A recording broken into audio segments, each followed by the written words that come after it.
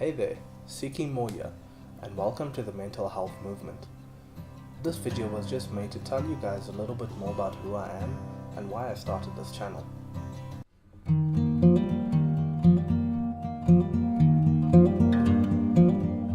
My mind has been trying to destroy itself from as far back as I can remember.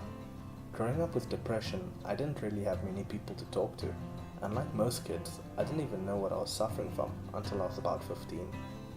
All I knew was that I had this emptiness in my chest that just wouldn't go away.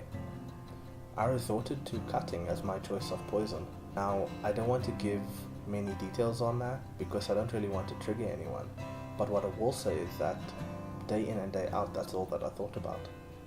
I waited for my next fix, for the brief moment of silence that I got every time I hurt myself.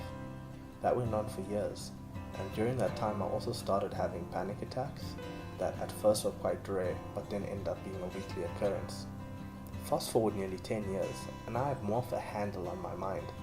I'm not saying that I've gotten rid of my disorders, because I don't really think you ever get rid of things like depression or anxiety, but I've come to accept them and love them as being a part of who I am.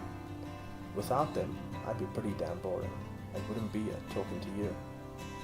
During these past 10 years, I've gone through so much.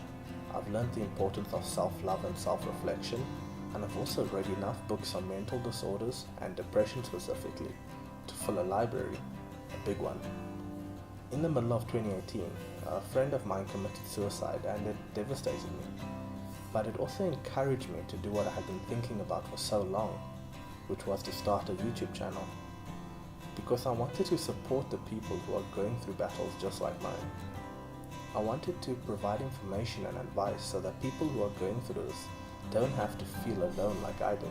They don't need to feel like no one understands them. I wanted to let them know that there are like-minded people fighting alongside them.